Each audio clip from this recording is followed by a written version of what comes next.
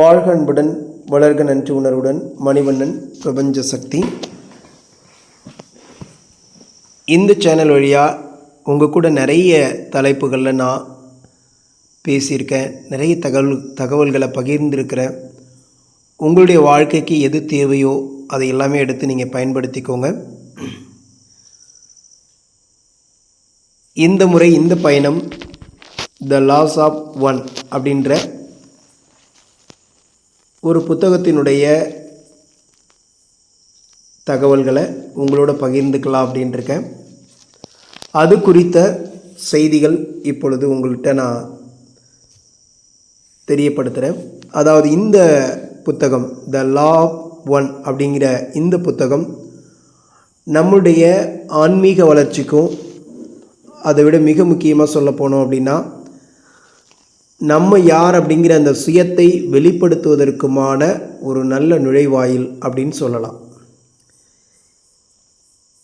இப்போ அது எந்தெந்த வகையில் நம்மக்கிட்டேருந்து இந்த அற்புதமான பண்புகள் அது வெளிக்கொணரும், இது யார் எழுதினது இந்த புத்தகம், இது எப்படி உருவானது அப்படிங்கிற தகவல்கள். இந்த புத்தகத்தினுடைய பெயர் பார்த்திங்கன்னா த லா ஆஃப் ஒன் அப்படின்னு சொல்லுவாங்க. இதில் ரா அப்படிங்கிற ஒருத்தருடைய தகவல் இருக்குது.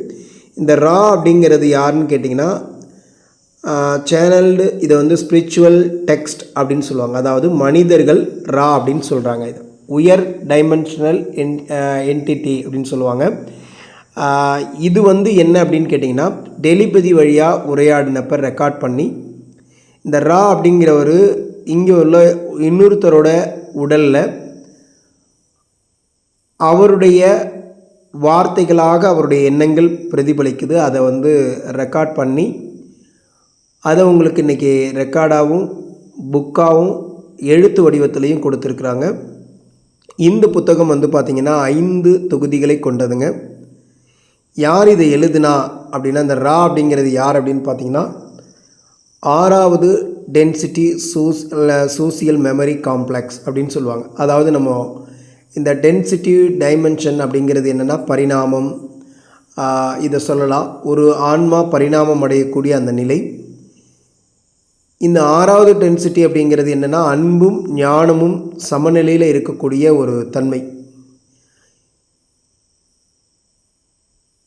இது பிரேம்புட் அப்படின்னு சொல்லக்கூடிய எகிப்தினுடைய டைட்டி அப்படின்னு சொல்லக்கூடிய சூரிய கடவுள் அப்படின்னு சொல்லி இந்த ராவை சொன்னாலும் இது எல்லாம் கலந்த ஒரு ஆன்ம சமுதாயம் அப்படின்னு சொல்லலாம். கிட்டத்தட்ட ஒரு 60 லட்சம் மனிதர்களுடைய சேர்ந்தா என்னவோ அதுதான் அந்த ரா அப்படின்னு சொல்கிறாங்க.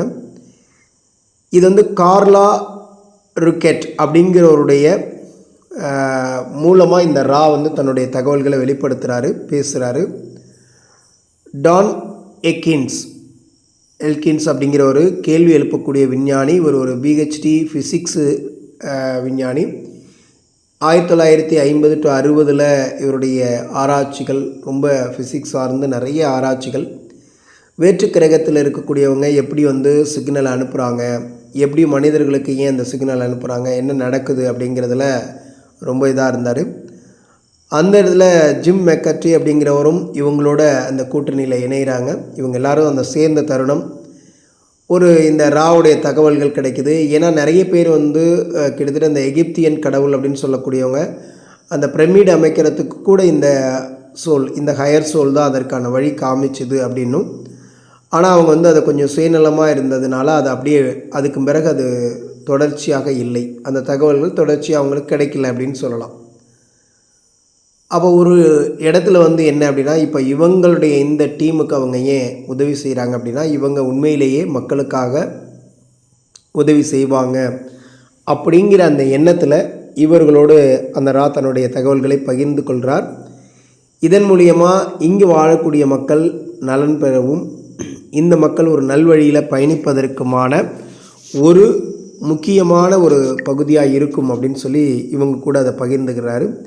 இது 1981லேருந்து 84 லூயிஸ்வில்லா கென்டக்கி அப்படின்னு சொல்லக்கூடிய அந்த யூஎஸ்ஏவில் நடக்குதுங்க.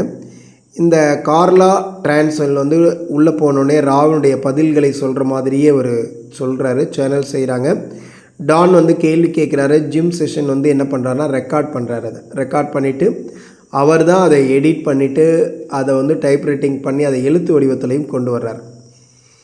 இந்த நூலில் எந்தெந்த தகவல்களெல்லாம் நமக்கு கொடுக்கப்பட்டிருக்கு அப்படின்னு பார்த்திங்கன்னா, நம்மளுடைய வாழ்க்கையினுடைய நோக்கம், நம்மளுடைய பிறவினுடைய நியதி, இதை பற்றி நம்மளால் புரிஞ்சிக்க முடியும். நம்மளுடைய வாழ்க்கை என்ன, ஏன் இந்த வாழ்க்கை எடுத்துருக்குறோம், நம்ம ஏன் இந்த பிறவி எடுத்தோம், நம்ம ஏன் இந்த ஊரில் இந்த மாதிரியான தாய் தந்தை இருக்குது, இந்த மாதிரியான மக்களோடு நாம் ஏன் பயணிக்கிறோம், நம்மளை சுற்றி இருக்கிற எல்லாருமே அன்பு இல்லாமல் இல்லை நம்மளுக்கு தொந்தரவு தரக்கூடியவங்களாக இருக்கிறாங்க, இல்லை நமக்கு அன்பை தரக்கூடிய நல்லது தரக்கூடியவங்களாக இருக்கிறாங்க, எப்படி இந்த மாதிரியான இடத்துல நாம் பிறந்தோம், ஏன் பிறந்தோம் அப்படிங்கிறதுக்கான ஒரு புரிதல் உங்களுக்கு கிடைக்க ஆரம்பிக்கும். இந்த நான் யார் அப்படிங்கிறது என்னுடைய ஆன்மா, இது எங்கேருந்து வந்துச்சு அப்படிங்கிற கேள்விக்கான உண்மையான பதில்கள். இது வந்து எந்த ஒரு மதத்தையும் சார்ந்திராமல் அது அனைத்தையும் ஒரே வழியாக பார்க்கறதுக்கு உதவக்கூடியது. அடுத்ததாக இதில் இன்னும் என்ன தகவல்கள் நமக்கு கிடைக்கும் அப்படின்னா, சக்கராவுடைய அவேர்னஸ், அதாவது உடலில் இருக்கக்கூடிய ஒவ்வொரு சக்கரமும் எந்த டென்சிட்டியை பிரதிபலிக்குது, இதனுடைய தன்மை என்ன, இந்த ஆன்மா வந்து எப்படி சர்வீஸ் டு அதர்ஸ் அப்படிங்கிற நோக்கத்தில் வளருது அப்படிங்கிறத பற்றி தெரிஞ்சுக்க முடியும். அடுத்து காஸ்மிக் எவாலுவேஷன் மேப் அப்படின்னு சொல்லுவாங்க. அதாவது ஃபஸ்ட்டு டென்சிட்டிலேருந்து 8வது பரிணாமம் வரைக்கும் எப்படி இந்த ஆன்மீகத்தினுடைய பரிணாமத்தினுடைய வளர்ச்சி எப்படி இருக்குது. அதே மாதிரி வெயில் ஆஃப் ஃபர்கெட்டிங், அதாவது இந்த மறதி அப்படிங்கிற ஒரு நிலை ஆன்மாவிற்கு ஏன் வருது, நாம் இங்கே வந்தோடனே அதை ஏன் நம்ம மறக்கிறோம் அப்படிங்கிற தகவல்கள். அந்த மறைவு விருத்திக்கு ஒரு அவசியமான சூத்திரம் என்ன, இது ஏன் அது மாதிரி அவசியமாக எல்லா ஆன்மாவுக்கும் கொடுக்கப்படுது அப்படிங்கிற தகவல்கள். சர்வீஸ் டு செல்ஃப், அப்படி இல்லைன்னா சர்வீஸ் டு அதர்ஸ், நீங்கள் உங்களோட சுயநலத்தோடு இருக்கிறீங்களா அல்லது பிறருக்காக நீங்கள் சேவை செய்கிறீங்களா, அப்படி உங்களுடைய மறுபிறவிக்கு மேலே இந்த டென்சிட்டி வந்து குதிக்க தயாரா, அடுத்ததில் நீங்கள் குதிக்கிறதுக்கு தயாராக இருக்கீங்களா அப்படிங்கிறத பற்றிய தகவல்கள். இது வந்து ஒரு நவீன வேதம் போல கூட சொல்லலாம். ஏன்னு கேட்டிங்கன்னா, இது எல்லாமே ஒன்று அப்படின்னு சொல்லக்கூடிய தன்மை இந்த லா ஆஃப் ஒன் அப்படிங்கிற இந்த புத்தகம். சூக்ஷ்ம உடல், கர்மா, சிகிச்சை, ஜன்மம், இது எல்லாம் சொல்லக்கூடியது இந்த வேதம். இவங்களும் அதே தான் சொல்கிறாங்க. இதில் என்ன சொல்கிறாங்க அப்படின்னு கேட்டிங்கன்னா, பாடி, மைண்ட், ஸ்பிரிட் காம்ப்ளெக்ஸ், இதை எல்லாத்தையுமே சொல்கிறாங்க. ஆத்ம அறிவு, பிரம்ம அறிவு அப்படின்னு வேதத்தில் சொல்லுவாங்க. இவங்களும் அதே தான் சொல்கிறாங்க. ஒரு ஆன்மாவனுடைய உயர்நிலை அறிவு, அதனுடைய நினைவில் இருக்கக்கூடியது, முடிவில்லாத தன்மை அப்படிங்கிறது.